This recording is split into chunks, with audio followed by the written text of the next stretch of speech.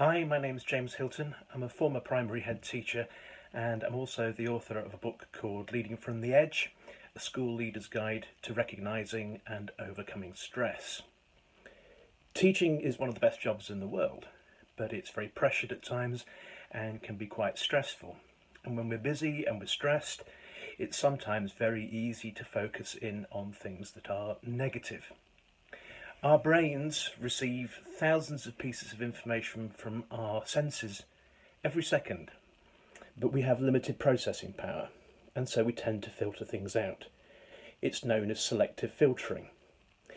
And when we're focusing on something, it enables us to zone out on the things that we're not wanting to concentrate on.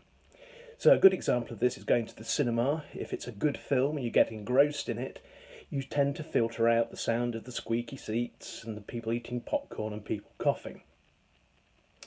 The difficulty is that actually sometimes we end up focusing in on the wrong things, and this can actually cause us to get into patterns of negative thinking.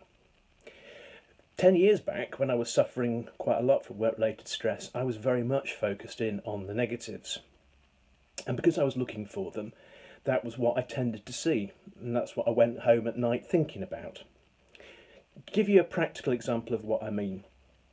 I changed my car a couple of years ago, and at the time I had a Mondeo Estate, which had served me well, but it was getting a bit unreliable. And so I was considering alternatives, and I spoke to my son, Jonathan, who works in fleet car sales, so he knows his cars. And I said to him, what can I consider as an alternative to the Mondeo? Needs to be relatively cheap to tax, economical, not too bad on depreciation. And he said, Dad, have you thought about the Hyundai i40 Estate? And I said, no, Jonathan, because I've never heard of it, and I hadn't. But I went home that night and I googled Hyundai i40 Estate. And once I'd seen the image of the car, I started to see them absolutely everywhere, on the road the whole time, in towns and cities and on the motorways. A car that had previously been nowhere on my radar, I started to see, because it was at the forefront of my consciousness. And those things at the forefront of our consciousness are what we tend to look out for and sometimes filter out the other stuff.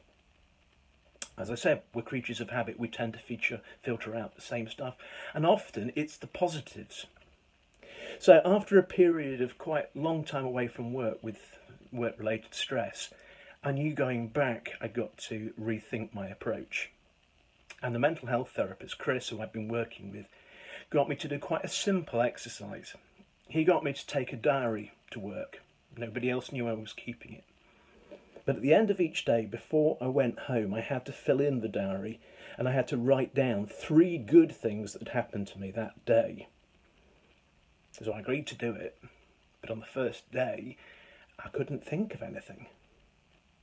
Second day, a child came up to me in the corridor and said, Mr. Hilton, I really like your tie. It wasn't a big thing in the universal scheme of things, but I wrote it in the diary. The following day, after assembly, a member of staff came up and said to me, James, really enjoyed the story you told in assembly this morning. So that went in the diary. And actually what I found was, after about 2 to 3 weeks of filling in this diary, because I was looking out for things to put in it, I started to notice the positives far more, because they were at the forefront of my consciousness. That's what I was looking for. And the very act of actually coming away each day, concentrating on the things that had gone right, rather than thinking on the things that went wrong each day, put me in a far more positive mindset. It's a really simple exercise, but lots of people find it really useful, and I hope you might too. Thank you for listening.